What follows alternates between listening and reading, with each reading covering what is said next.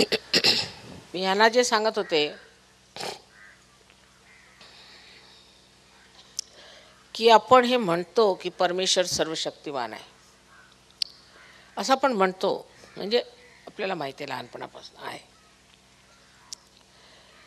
आणि तशी आपण भक्ती करतो, पूजाही करतो, सगळं काही करतो. पण तो किती शक्तिमान आहे त्याची जर आपल्याला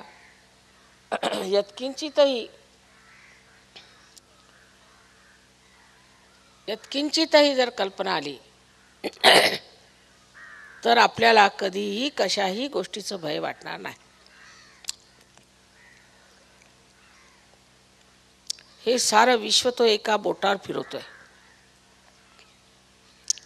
अशा सर्वशक्तिमान परमेश्वराच्या साम्राज्यात आता आपण उतरल्यावर कोण आपल्याला त्रास देऊ शकणार आहे?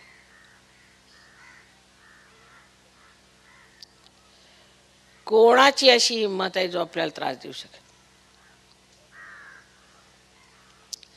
नुसते तुम्ही त्या माणसाला, त्या जीवनाला, कोणालाही तुम्ही बंधन द्या. अगदी एक बंधनात तो मनुष्य ठिकाणी नाही लागला तर तुम्ही मला कळवा की माताजी आम्ही बंधन दिलं. पण तुमच्यामध्ये स्थैर्य असायला पाहिजे. कारण जर मोडकं तोडकं जर यंत्र असलं तर ते फिरवून काय कामाचं, किंवा रडकं असलं तर त्याहून बदतर. तर ते हिंमतवालं जर तुमचं यंत्र असेल पूर्णपणे, तर कोणाची हिंमत नाही तुमच्या केसाला सुद्धा हात लावण्याची. हे लक्षात ठेवलं पाहिजे.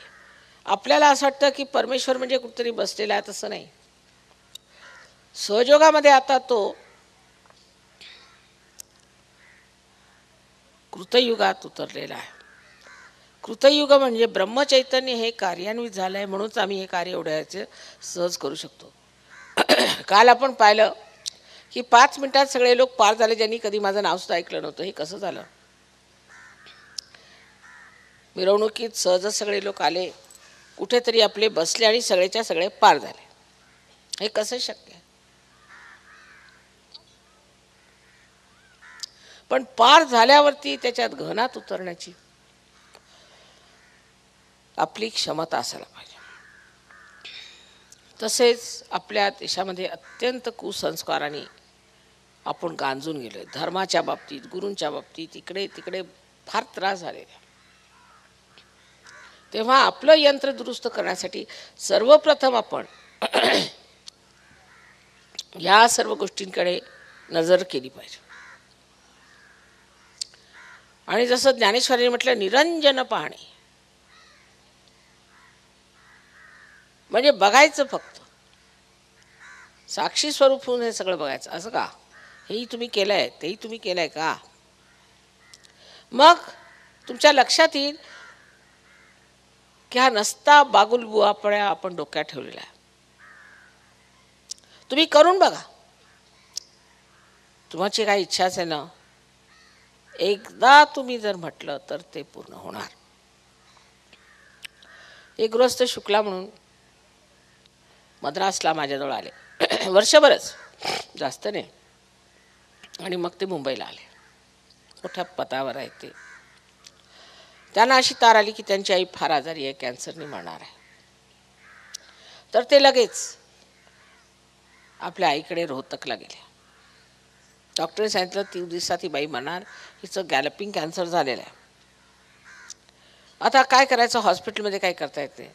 तर घरी येऊन म्हणे, माताजी फक्त तुमच्या फोटोसमोर बसून मी प्रार्थना केली, माताजी माझ्या आईला बरं करा. पण त्या माणसाची घर आहे काय? 3 दिवसात मरणाच्या ऐवजी ती बाई एकदम खाडकन बरी झाली. तिला घेऊन ते मुंबईला आले. मुंबईला तिला कॅन्सर हॉस्पिटलमध्ये दाखवलं. त्यांचे कुठला कॅन्सर, हिला काही कॅन्सर नाही, काय नाही. मी भेटले त्यांना. पण ती गहराई तुमच्यात असल्याशिवाय, त्या गहनतेत तुम्ही असल्याशिवाय हे कार्य होणार नाही. जर अर्धवटपणा असला तर मग रामदास स्वामींनी सांगितलेलं की अल्पधारिष्ट पाहे, बरं चला तुमचं चाल. बुद्धी चापल्य दाखवण्याची गरज नाही. परमेश्वराचा आशीर्वाद असा फार मोठा आहे, पण तो देणाराही पाहिजे आणि घेणाराही पाहिजे. नुसतं देणाऱ्याने काय होणार? तत्क्षण काम होतात, तत्क्षण गोष्टी घडतात. म्हणून आपल्याला माहिती आहे की माझ्याजवळ कोणी सेक्रेटरी नाही आहे, माझं काही ऑर्गनायझेशन नाही आहे, मला काही कशाचं माहीत नाही, हे लोक पैसे काय घेतात, त्यांची व्यवस्था काय, मला काय माहीत. पण सगळी कामं होतच आहेत. आणि प्रत्येक जी गोष्ट होते त्या गोष्टीला एक नाटक समजलं पाहिजे. त्या नाटकामुळे काहीतरी बरं निघतं.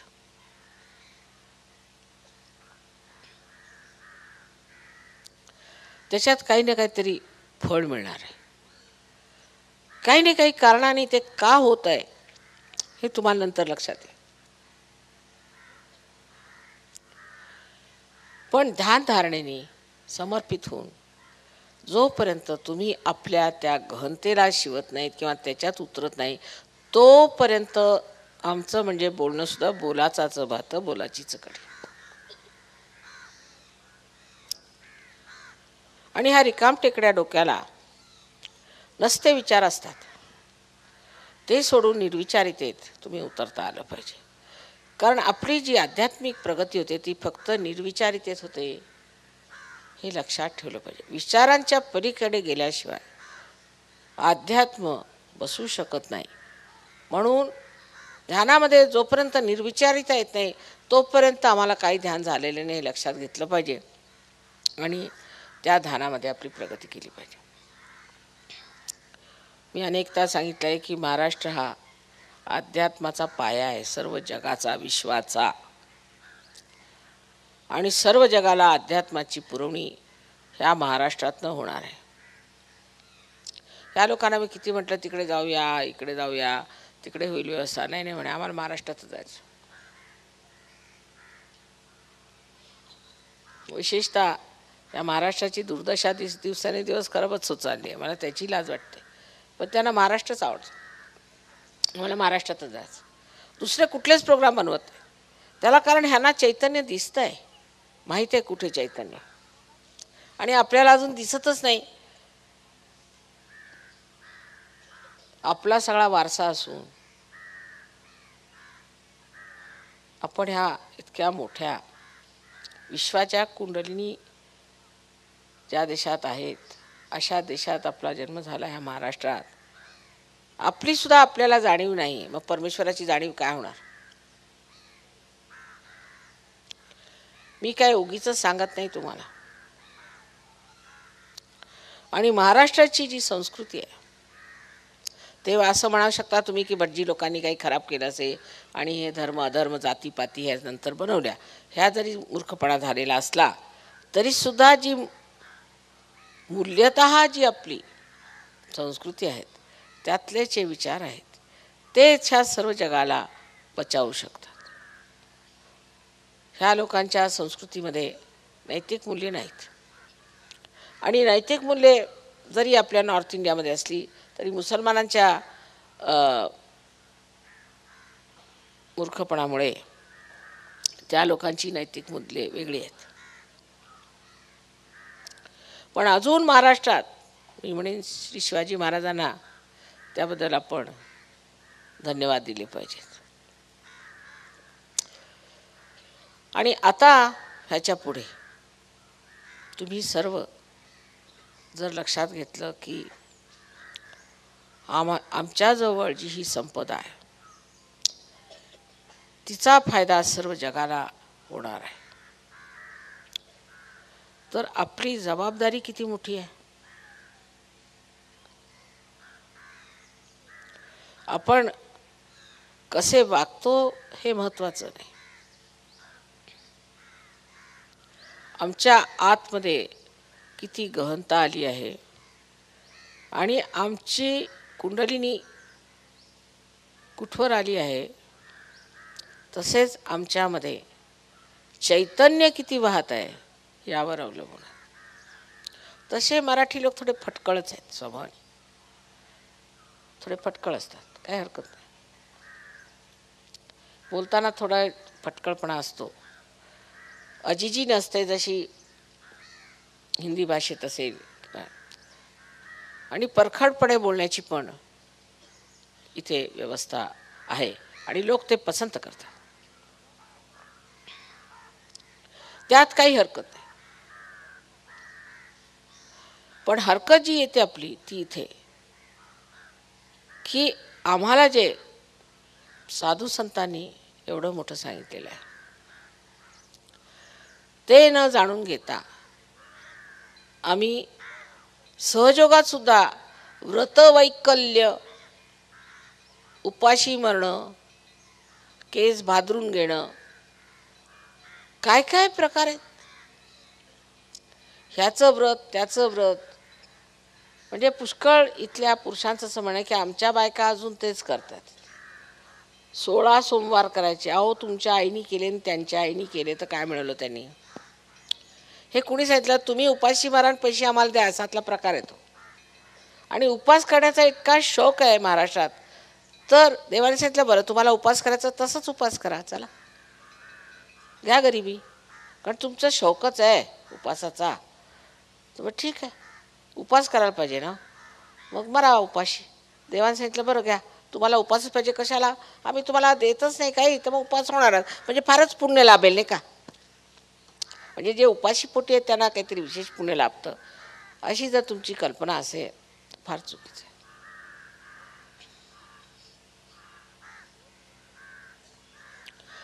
जोपर्यंत मनुष्याचं लक्ष्मी तत्व जागृत होत नाही पूर्णपणे किंवा तृप्त होत आहे, तोपर्यंत महालक्ष्मी तत्व जागृत होत नाही. ते म्हणजे काय?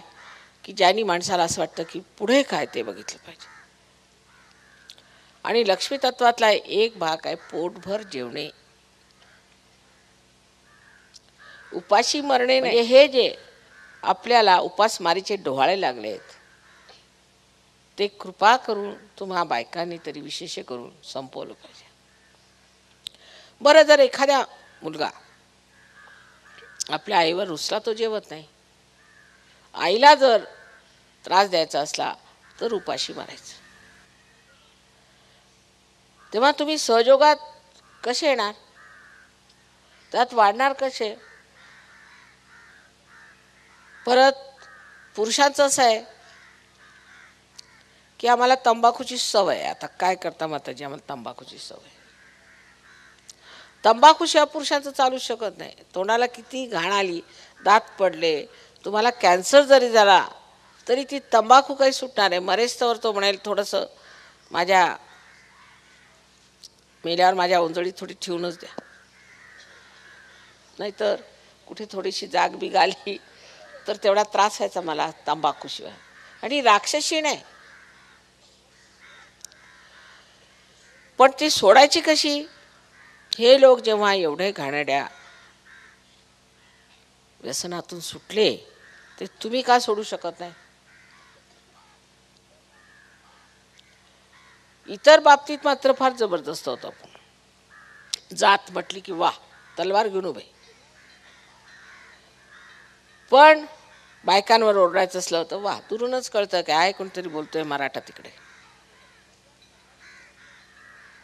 पण जेव्हा तंबाखूची गोष्ट असली, मग कलेक्टर साहेब असला तरी तो आपल्या चपराशाच्या थोडी तंबाखू असली तर द्या इकडे. त्यालाही काही आपली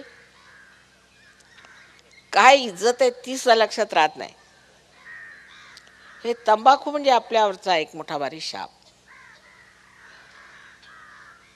तर बायकांनी सुद्धा तो घाणेरडा प्रकार दाताला लावायचा आणि पुरुषांनी तंबाखू खाण्याचा प्रकार एकदम बंद केला पाहिजे.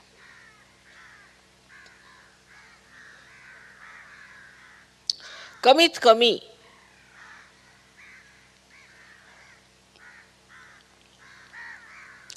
दुसरं, आपण आता विश्वधर्मी झालो. आपल्याला जात पात काही नाही.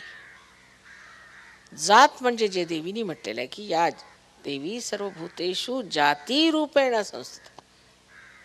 सगळ्यांच्या मध्ये जी त्यांची एक प्रवृत्ती आहे, ॲप्टिट्यूड आहे, ती जात. नाही तर आता ब्राह्मण जाऊन राज्य करतील आणि मराठी जाऊन भांडी घासतील, अशा ती स्थिती आलेली आहे. कारण त्यांना त्यांची जी जाती आहे ती ओळखता येते. म्हणजे जे ब्राह्मण राज्य करतात ते खरं क्षत्रिय आहेत, पण स्वतःला ब्राह्मण म्हणतात.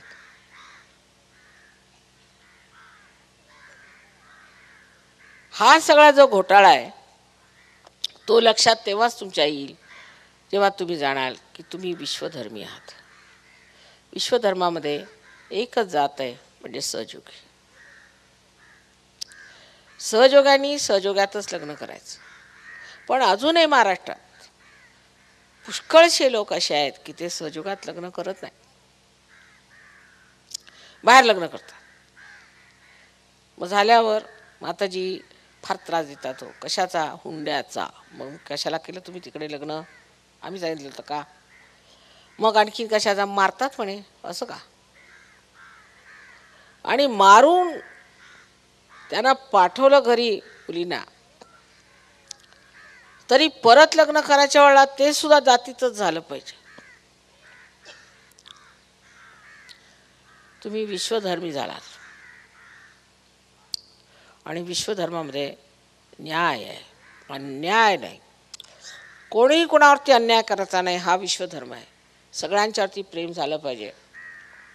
स्त्रीला वैधव्य आलं तर ती एवढी दुःखी होते आणि पुरुषाला मात्र 13वा दिवस कधी असं येतो असं वाटतं आणि 14व्या दिवशी त्यांचं निमंत्रण ठरलेलं लग्नाचं. त्यांना वैधव्य येत नाही. हे सगळं केलंय कुणी? काय परमेश्वराने असं केलं असेल?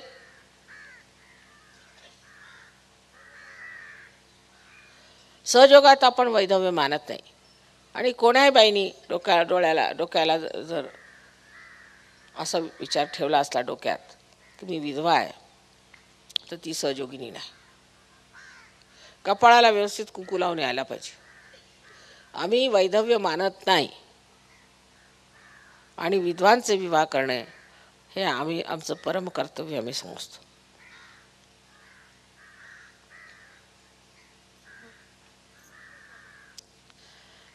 नंतर झाली अंधश्रद्धा. आपल्याच धर्मात अंधश्रद्धा असेल, ख्रिश्चन लोकांमध्ये भयंकर अंधश्रद्धा आहे. आणखी मुसलमानात तर काय विचारायलाच नको. धर्मांधताचे अगदी अवतार आहेत, पण ते समोर दिसतात. हे ख्रिश्चन लोक दिसणार नाहीत, हे गुप्तपणाने आहेत. फारच गुप्तपणाने हे लोक धर्मांध आहेत, ते आपल्याला दिसत नाही. आणि आपण जे आपल्याला भारतीय म्हणतो, ह्यांची जी काही धर्मांधता ती पराकोटीची आहे, त्याला काहीही उत्तरच नाही माझ्याजवळ. पण सगळ्यात जास्त आपण जर दक्षिणेत गेलो तर दिसेल की काय प्रकार चाललेले आहेत तिथे देवाच्या नावावर. अरे काय हे करता तुम्ही देवाच्या नावावर? कशाला हे ढोंग करता?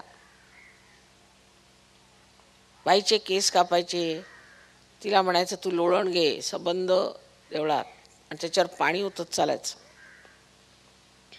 भगवत नाही मला. काय काय प्रकार देवाच्या नावावर आपण केलेले आहेत. देवदासी घ्यायच्या, तरुण मुलीला आणून ठेवायचं, लग्न करू द्यायचं नाही, त्यांना वापरायचं. अजून सर्रास चालू आहे ते प्रकार देवाच्या नावावर, गुरूंच्या नावावर. ज्या माणसाला इतकी विषय भावना आहे किंवा इतकी पैशाची हाव आहे, तो मनुष्य कसा तुमचा गुरु होऊ शकतो?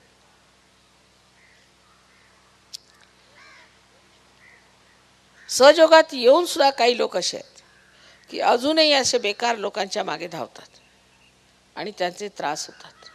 मग आम्ही ते स्वच्छ करत बसायचं. परत गडबड झाली म्हणजे परत स्वच्छ. म्हणजे आता जन्मभराला आम्हाला हे धंदे लागलेले आहेत.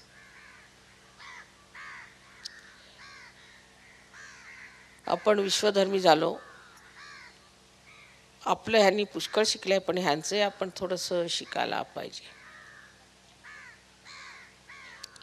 ह्यांची शिस्त, आज्ञाधारकपणा आणि सगळं सोडून उभे झाले ते सहयोगात. सगळं सोडून, मागलं सगळं सोडलं त्यांनी आणि सहयोगात उभे झाले आहेत. इतकंच नव्हे, पण सहयोगाच्या साठी जे काही आवश्यक असेल ते वाचन. इथे असे लोक आहेत ज्यांनी कुराणावरती बायबलवर भाष्य लिहिलं सहयोग धरून. त्यांची मला इतकी मदत आहे, जसे काय माझेच हात आहेत, माझेच डोळे आहेत, अगदी माझं झालं सगळं काही त्यांचं. काय म्हटलं की हजर, हे कसं करायचं ते हजर, ते म्हटलं तर ते हजर. कमालीचे लोक आहेत. बरं, ह्यांना गणपतीचा गही माहीत नाही,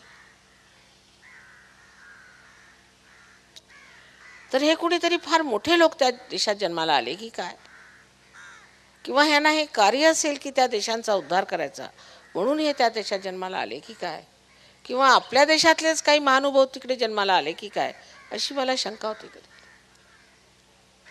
फार विद्वान आहेत, फार शिकलेले आहेत, फार मोठ्या ह्याच्यात राहतात, त्यांची तुम्ही घरं जाऊन बघा, मोटारी आहेत, सगळं काय ऐश्वराम इथे वाटेल तिथे झोपायला तयार.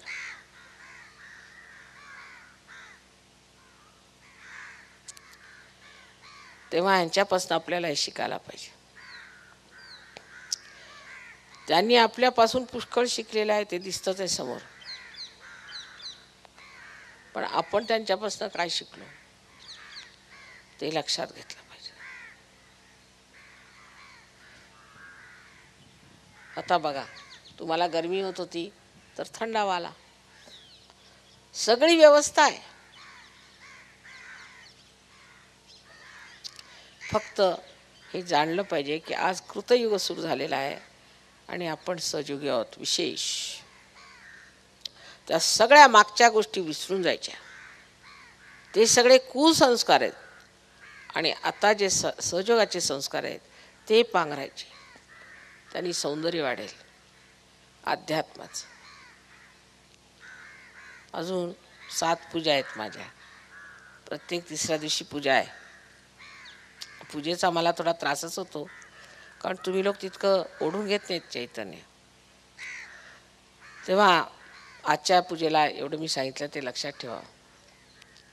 ती सुरुवात आता आहे एक तऱ्हेने की सहयोगी होण्यासाठी जे काही बोझे आपण डोक्यावर घेतले ते सोडून टाकायचे. आपली मुलं बाळं वगैरे सर्व काही देवाच्या हवाली करायचे, सगळं काम सुंदर होणार. आणि ह्या सगळ्या ज्या कल्पना आपल्या डोक्यात आहेत, किती वर्षापासून लोक झगडत राहिले की जायला पाहिजे पण जात नाहीत, त्या आता सहयोगातल्या प्रकाशात बघून आपण सगळ्या विसरल्या पाहिजे. आणि जे ह्या लोकांना आपल्याबद्दल वाटतं ते सिद्ध केलं पाहिजे, वाटलं पाहिजे त्यांना अजून माहितीच नाही आपला दुसरा शाप म्हणजे भाऊबंदकी. त्यांना भाषा समजत नाही, हे त्यांना माहितीच नाही. एक दुसऱ्याचे गळे घोटायला आपण फार हुशार लोक. स्वतःची प्रगती नाही झाली तर चालेल, पण दुसरा पुढे गेला तर त्याला खेचून काढा, यांना माहीत नाही. त्यांना वाटतं आपण अगदी संत साधू आहोत, फार चांगले लोक, कधी आपापसात भांडण करत नाही, अशी यांना आपल्याबद्दल कल्पना. तर मी सांगायचं तरी त्यांना काय, पण सारखं आपापसामध्ये खलबत हे चालू की एक दुसऱ्याला कसं खेचून घ्यायचं, त्याचा काय फायदा होणार आहे. ही सगळी घाण आहे, राजकारणात राहू देत, आपल्या सहयोगात नको.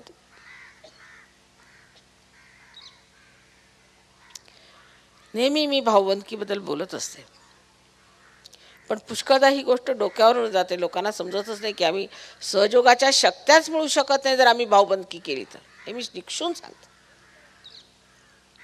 नेहमी जेव्हा तुम्ही दुसऱ्याचा विचार करता, तुम्ही असा विचार केला होता की मी त्याच्या जागी असतं तर काय केलं असतं. मी असा नेहमी विचार करते. मी असं जर म्हटलं की आम्ही कशाला मारायचं या लोकांसाठी, आम्हाला काय सहयोगाची गरज आहे का, नाही.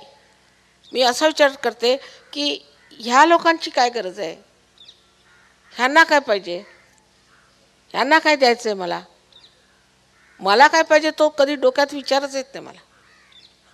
म्हणजे माझं डोकंच वेगळं आहे. मला वाटतं की मला हे पाहिजे की ते. आजपर्यंत मी कधी माझ्या यजमानांना सुद्धा म्हटलं नाही की मला एक वस्तू आणून द्या म्हणून. ते सुद्धा अगदी म्हणतात की तुझ्यासारखी बायको मी पाहिली नाही. पण मला काही नकोच, तुम्हाला काय पाहिजे ते मी विचारात करते. तुम्ही या परिस्थितीत कसं वागाल हे मला समजतं, आणि म्हणूनच माझं तुमच्यावर प्रेम आहे की ह्या परिस्थितीत आणखीन काय करणार. बरं, तो मानवच आहे, तसंच तुम्ही सुद्धा विचार ठेवला पाहिजे एक दुसऱ्यांबद्दल आणि प्रेम वाढवलं पाहिजे. आपापसात प्रेम वाढवलं पाहिजे. तर ह्या मंडळींना बघा किती देशातले वेगळे वेगळे आले आहेत आणि तुमच्यावर त्यांचं किती निस्सीम प्रेम आहे. काल सगळ्या त्या खेड्यातल्या लोकांना कसे ते उंगळ कपडे घातलेले ते काही होतं गळ्यात गळे घालून मिठ्या मारत बसले होते. त्यांना म्हटले तुम्ही जा तरी तिथेच ते मिठ्या मारून बसले सगळ्यांना. ह्यांना एवढं प्रेमाचं भरतं आहे त्यांना आपल्याला आपसातच येणार नाही तर कसं होणार. मुलांना सुद्धा शिक्षा द्यायची. एक दुसऱ्यांच्यावर शेअरिंग झालं पाहिजे. दुसऱ्यांना आपलं प्रेम दिलं पाहिजे. मुलांच्यापासनं ही भावबंदगी सहजोगाने संपलीच पाहिजे महाराष्ट्रात.